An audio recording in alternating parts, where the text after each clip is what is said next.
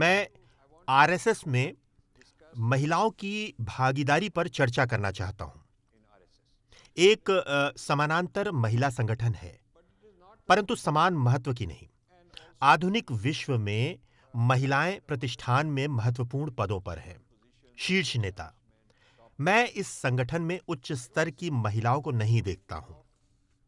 क्या कोई समस्या है? क्या सामान्य से भिन्न महिलाओं को, जो अद्भुत भी हैं और विभिन्न क्षेत्रों में शीर्ष नेत्रियां भी, आकर्षित करने के लिए आपको कुछ भिन्न करने की आवश्यकता है? देखिए, जब संघ आरंभ हुआ तो युवा पुरुष सदस्य महिलाओं के साथ काम नहीं करते थे ताकि उनकी प्रतिष्ठा सुनिश्चित रूप से बनी रहे। पुरुषों के लिए पहले से ही काम चल रहा था और तब एक गृहिणी डॉक्टर जी के पास आईं और उन्होंने बताया कि वे किस प्रकार 50% हिंदू समाज को छोड़ रहे थे। वे सहमत हुए, परंतु जनश्रुतियों यानी अफवाहों को रोकने के लिए, जो उनके काम में बाधा डालते, इसे आगे जाने के प्रति अनुत्सुक थे।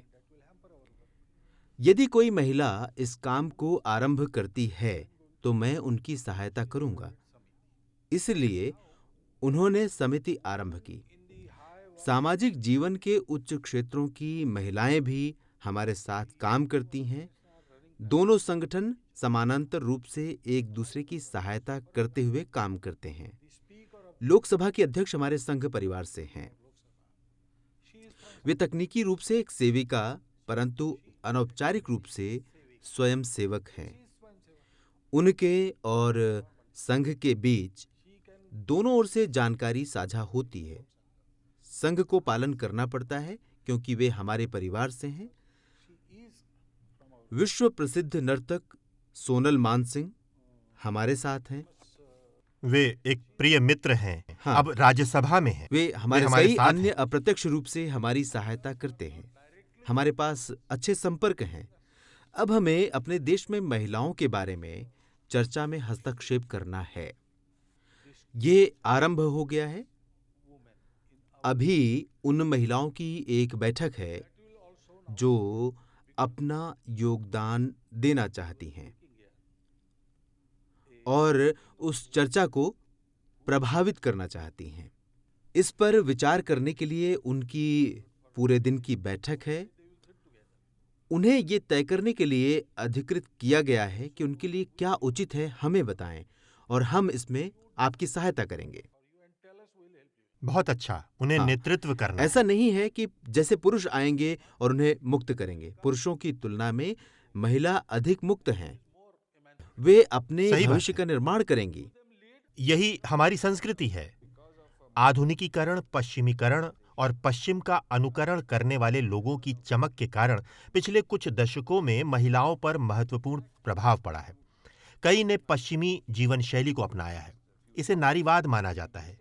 कुछ ने मदिरा, मदिरालयों और क्लबों की संस्कृति को अपनाया है। बॉलीवुड पूर्णतः परिवर्तित हो गया है। ये अब राज कपूर का बॉलीवुड नहीं है, जो राष्ट्रवादी, देशभक्त और हमारी संस्कृति के प्रति सहानुभूतिपूर्ण था। कई नई शक्तियां हैं, जैसे बॉलीवुड या परिसर कैंपस का जीवन। फोर्ड फाउंडेशन के माध्यम से बहुत सारा पैसा, नारीवादी वित्त पोषण आया। मैंने लंबे समय तक उनका पीछा किया है और लोगों को चेतावनी दी है। इसके पीछे कई कारण हैं। हिंदू पक्ष की प्रतिक्रिया है उन्हें क्रोधित होकर अस्वीकार करना और उन्हें दोष देना। ये एक संघर्ष को जन्म देता है। ऐसे लोगों के साथ बातचीत करना कैसा रहेगा? बहुत तार्किक और करुणामय आधार पर। सांख्यिकीय रूप से तलाक की उच्च दर है। आप कह सकते हैं कि ये परिणाम है। अवांछित माताओं और एड्स जैसे विषयों पर आंकड़े हैं, जिन्हें यदि उचित ढंग से दिखाया गया तो बुद्धिमान लोगों को विश्वास दिलाएगा कि पश्चिमी जीवन शैली कुछ रूपों में विफल रही है और कुछ में सफल। इन कट्टरपंथी नारीवादियों के साथ इस प्रकार की रचनात्मक चर्चा अनुपस्थित है। कुछ बहुत ही कट्टरपंथी होंगे और आपको उन्हें छोड़ देना चाहिए। परंतु मध्य के 50% सदैव भ्रमित हैं। कॉलेज जाने वाली युवा लड़की कथित तड़क भड़क वाली जीवन शैली से प्रभावित हो जाती है और इसका अनुसरण करने लगती है। अनुकरणीय व्यक्ति इस प्रकार के हैं। नारीवादी विश्व के साथ इस प्रकार की रचनात्मक बातचीत के बारे में आप क्या सोचते हैं? व्याख्या करने, शिक्षित करने, बहस करने और उनमें से कुछ को हमारे पक्ष में लाने में सक्षम होने के लिए। इस प्रकार की बातचीत अनुपस्थित है। ये आवश्यक है कि इस प्रकार का प्रयास किया जाना चाहिए, किंतु हम इसके लिए विचारधारात्मक रूप से तैयार नहीं थे। ये अचानक हाँ, हुआ। हमने ये करना अब आरंभ कर दिया है। पिछले वर्ष हमने विभिन्न आर्थिक स्तरों और पारिवारिक संरचना की महिलाओं का देशव्यापी सर्वेक्षण किया था। विविधता के कारण आपको प्रत्येक वर्ग का सर्वेक्षण करना होता है। उनकी जीवन शैली क्या है? क्या वे प्रसन्न और सशक्त हैं? परिणाम तैयार हैं? सरकार भी यूपीए के समय से हमसे सहयोग ले रही है। हमारी महिला समकक्ष उन क्षेत्रों पर काम कर रही हैं और कई निर्णय उस आधार पर लिए जाएंगे।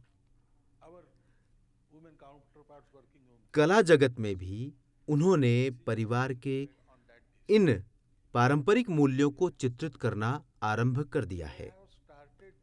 भारत में धर्म मुख्य रूप से हमारी महिलाओं द्वारा सिंचित है। हाँ, महिलाएं इसे अब भी प्रेषित करती ऐसा हैं। है।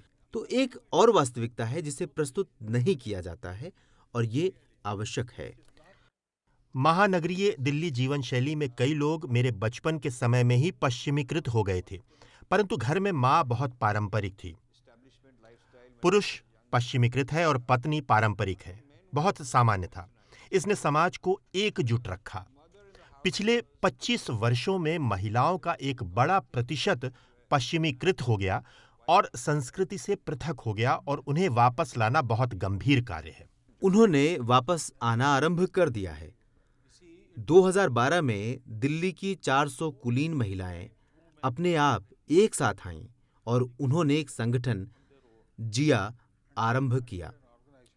वे हमारे पास आईं और हमारे बारे में जानना चाहती थीं। हमने उनके साथ बातचीत की और अब वो संगठन हमें वैचारिक सहयोग देता है। भारतीय दृष्टिकोण से भारत की महिलाओं से जुड़ी चर्चा में तो आप जा ठीक सकते है। हैं और उनसे बात कर सकते हैं। प्रक्रिया हाँ। आरंभ हो चुकी है। हमारे पास कार्यकर्ता हैं और अब हमें प्रक्रिया को सुव्यवस्थित करना है। वास्तव में उन्होंने ये उनकी आरंभ अपनी किया, जो कि पहल, बहुत बड़ी बात हम है। उनकी सहायता कर बहुत रहे हैं। अच्छा।